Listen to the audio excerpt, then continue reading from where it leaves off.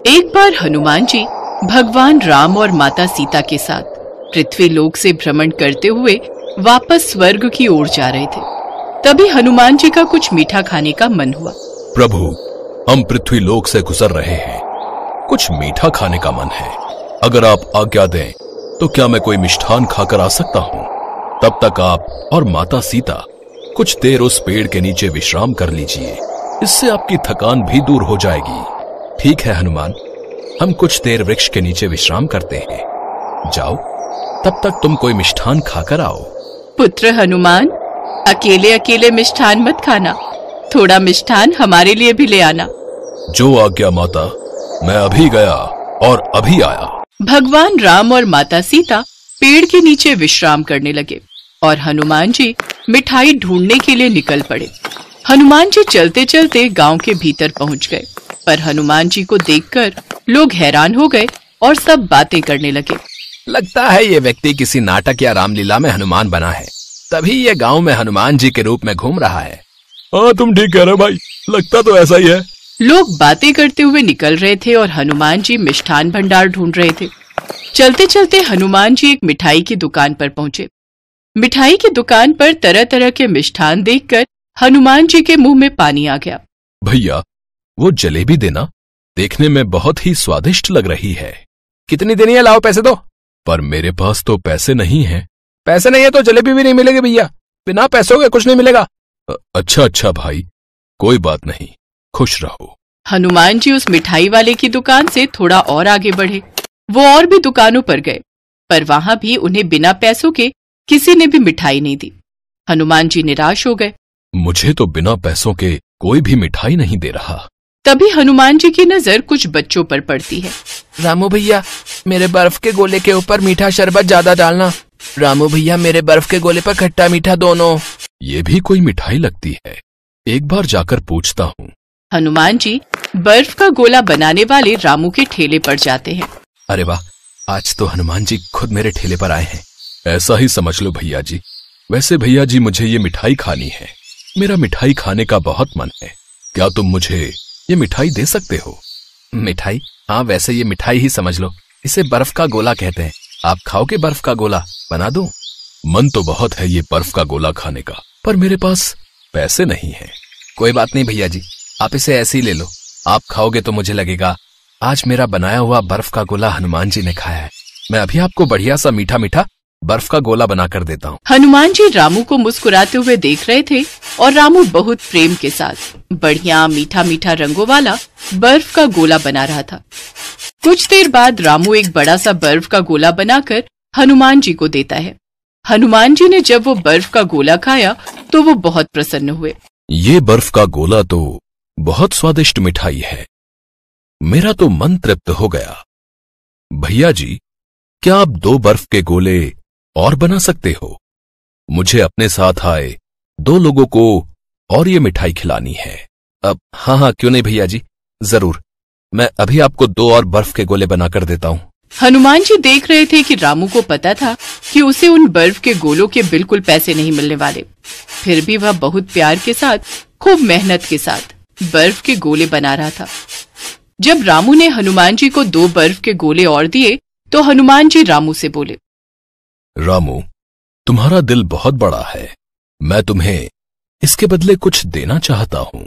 हनुमान जी ने अपनी बंद मुट्ठी खोली तो उसमें सोने के 10 सिक्के थे। ये लो रामू, ये सोने के सिक्के तुम्हारे लिए हैं, ये तुम्हारी मेहनत की कमाई है। रामू हनुमान जी को देखता रहा।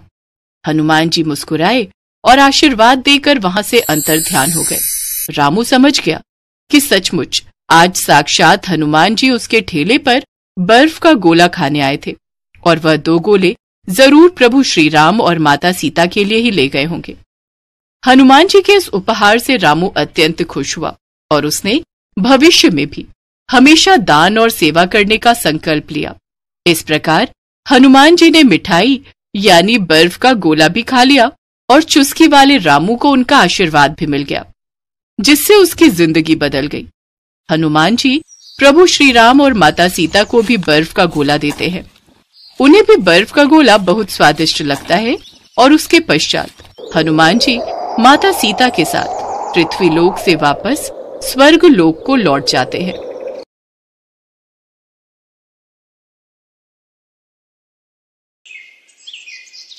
जय बजरंग बली, आपकी सदा ही जय हो। हनुमान जी, आप सदैव अपना आशीर्वाद मेरे सर पर बनाए रखना। आपका नाम लेकर ही मैं अपना पानी पूरी का ठेला शुरू करता हूँ। आप मुझ पर अपनी कृपा यूं ही बनाए रखना।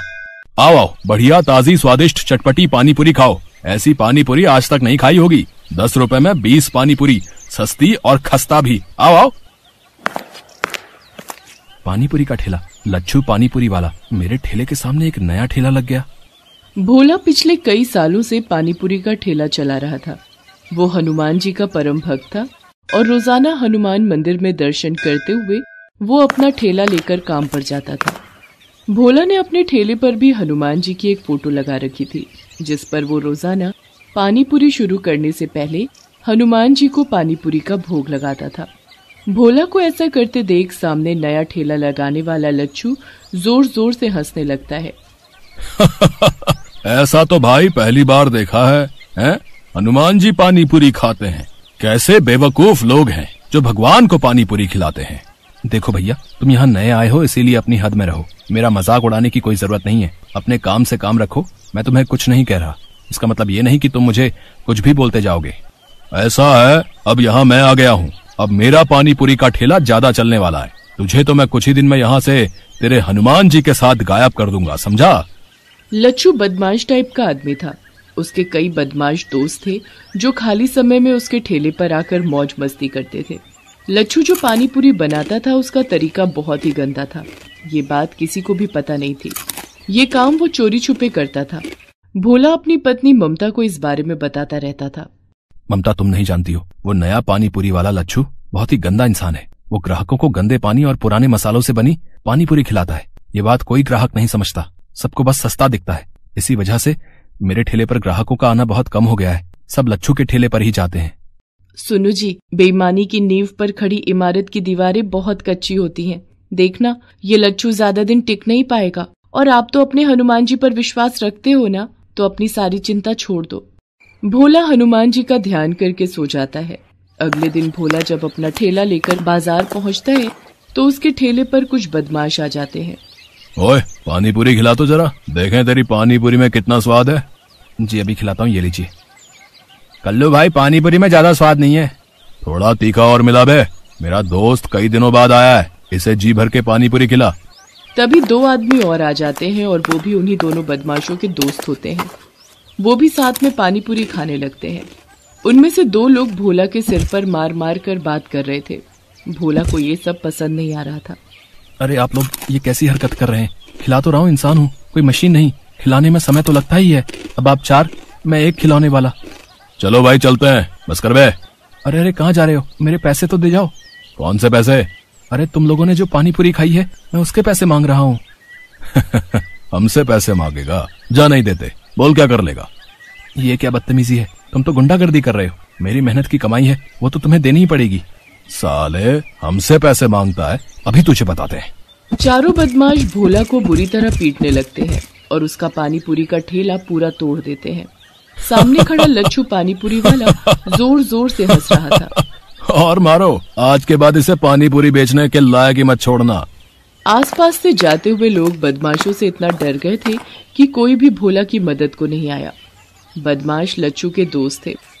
वो जब वहां से चले गए तब एक व्यक्ति ने भोला की मदद की और उसे रिक्शा पर बिठाया। भोला लहूलुहान घर पहुंचा। उसकी हालत देखकर ममता घबरा गई और उसे डॉक्टर के पास ले गई। भोला के हाथ पैरों में बहुत चोट थी। डॉक्टर ने भोला को कुछ दिन आराम के लिए बोल दिया। ममता, ये सब उस बदमाश लच्छू पानी पूरी वाले का ही किया धरा है। हे बजरंग बली, ऐसे पापियों को सजा क्यों नहीं मिलती? अब मैं काम पर कैसे जाऊंगा? भोला अभी ममता से बात कर ही रहा था कि तभी दरवाजे पर दस्तक होती है। कौन है? रुको, आती हूँ। अरे रतन, तू? प्रणाम दीदी, कैसी हो? अरे ये जीजा जी को क्या हुआ? ये चोट? तू आप बैठ, पहले कुछ खा पी ले, फिर सारी बात बताती हूँ। रतन, तुम तो कभी शहर आते नहीं हो, अचानक कैसे आना हुआ? बस जीजा जी, आपसे और दीदी से मिलने का मन था और मुझे शहर में थोड़ा काम भी था। ममता का भाई रतन गांव में रहता है। उसका शहर आना बहुत कम होता है। ममता भोला के साथ हुए हादसे के बारे में रतन को बताती है, जिसे सुनकर रतन गुस्से में आ जाता है। दीदी तुम चिंता मत करो, अब मैं आ गया हूँ। मेरे रहते जीजा जी का काम कोई बंद नहीं कर सकता। कल से मैं पानीपुरी का ठेला लगाऊंगा। देखता हूँ किसमें हिम्मत है जो मुझे वहां से हटा दे। रतन की बात सुनकर ममता और भोला पहले तो थोड़ा घबरा जाते हैं, पर रतन उन्हें समझा देता है। अगले दिन रतन पानीपुरी का ठेला लेकर बाजार पहुंचता है। लच्छू पानीपुरी वाला भोला की जगह रतन को ठेला लगाते देख हैरान रह जाता है। ओहो, तुम कौन हो भाई, जिसमें इतनी हिम्मत आ गई जो मेरे सामने पानीपुरी का ठेला लगा लिया? मेरा नाम रतन है और भोला मेरे जीजा जी हैं। अब से मैं उनकी जगह यहाँ पानीपुरी का ठेला लगाऊंगा। भोला के तो हाथ पैर तुड़वाकर मैंने यहाँ से हटवा दिया, अब तेरा भी यही हाल करवाऊं क्या? है हिम्मत तो मेरे ठेले को हाथ लगा कर दिखा। अभी अपने दोस्तों को फोन करता हूँ। हाँ। रतन ग्राहकों को पानीपुरी खिलाने लगता है। इतनी देर में लच्छू उन्हीं बदमाशों को बुला लेता है। ये रहा भोला का साला रतन, इसे भी इतना मारो कि ये भी खटिया पकड़ ले। अरे मेरे हाथ को क्या हुआ? मेरा हाथ एक जगह पर रुक क्यों गया है? मैं इसे मार क्यों नहीं पा रहा? मेरे साथ भी यही हो रहा है, मेरे भी दोनों पैर जमीन से चिपक गए हैं, मैं तो हिल भी नहीं पा रहा। मेरे जीजा जी को तुम लोगों ने मारा था, अब मेरा ठेला तोड़ने आए हो। अभी तुम्हें सबक सिखाता हूँ, ये लो। रतन उन बदमाशों को ऊपर नीचे घुमाता जाता है। वो उन्हें कभी आसमान में उड़ा देता है, कभी जमीन पर पटक देता है। रतन वास्तव में कोई और नहीं बल्कि हनुमान जी थे, जो भोला की सहायता के लिए धरती पर आए थे। वो तो बदमाशों को सबक सिखाना चाहते थे ताकि वो दोबारा कभी भोला को परेशान न कर सके, और ऐसा ही हुआ। बदमाश डर कर वहां से भाग गए। रतन गुस्से में लच्छू के ठेले पर जाता है। उसे देखकर लच्छू घबरा जाता है और माफी मांगता है। मुझे माफ कर दो रतन, मुझसे गलती हो गई। मैं आज के बाद कभी भी भोला को परेशान नहीं करूंगा। मेरा ठेला मत तोड़ना। मेरे घर में मेरी बीवी और बच्चे हैं, मैं इसी रोजगार के सहारे अपना घर चलाता हूँ। घबराओ नहीं, मैं तुम्हारे साथ ऐसा सलूक नहीं करूंगा जैसा तुमने किया। मैं तो बस तुम्हें समझाने आया हूँ। हमेशा याद रखना, दूसरों से ईर्ष्या करके कुछ नहीं मिलता, अपना ही नुकसान होता है। इसलिए अपने काम में मन लगाओ, दूसरों को मत देखो, वरना पापियों को दंड देते भगवान को देर नहीं लगती। उस दिन के बाद लच्छू ने अपने काम में ध्यान लगाना शुरू कर दिया। रतन लच्छू के सामने ही ठेले पर पानीपुरी बेचता था। रतन की पानीपुरी लोगों को इतनी स्वादिष्ट लगती थी कि लोगों की भीड़ बढ़ती चली गई। रतन कुछ महीनों तक वहीं रुका। रतन ने काफी पैसे जोड़ लिए थे। वो पैसे उसने भोला के हाथ में दिए। जीजा जी, ये पानीपुरी की कमाई के रुपए हैं। अब आप इन रुपयों से अपनी एक दुकान और मकान खरीद सकते हो। मैं कल सुबह ही गांव वापस चला जाऊंगा। आपकी तबीयत में भी अब सुधार है और मेरा काम भी यहाँ पूरा हो चुका है। रतन, तुमने सचमुच मेरी बहुत मदद की है, मानो हनुमान जी ने तुम्हें मेरी सहायता के लिए भेज दिया हो। भोला की बातों को सुनकर रतन मुस्कुरा देता है। इतनी देर में ममता को एक फोन आता है। हेलो दीदी, कैसी हो? पता चला जीजा जी का एक्सीडेंट हो गया था। मैं कल सुबह माँ के साथ उन्हें देखने आ रहा हूँ। ठीक है, मैंने सोचा मैं तुम्हें बता दूं। अगर फोन पर रतन है तो सुनो जी, ये कौन है? ममता को घबराता देख हनुमान जी अपने असली रूप में आ जाते हैं। उन्हें सामने खड़ा देख भोला और ममता दोनों की आंखों में आंसू आ जाते हैं। प्रभु, आप मेरी मदद को आए। आपकी महिमा अपरंपार है प्रभु। भोला, तुम्हें तो पता ही है, जब भी कोई भक्त सच्चे हृदय से मेरी पूजा और उपासना करता है, मैं उसकी मदद के लिए अवश्य आता हूँ। तुम मेरे सच्चे भक्त हो। हमेशा ऐसे ही ईमानदारी और मेहनत से काम करते रहना। मेरा आशीर्वाद सदैव तुम्हारे साथ है। इतना कहकर हनुमान जी अंतर्ध्यान हो गए।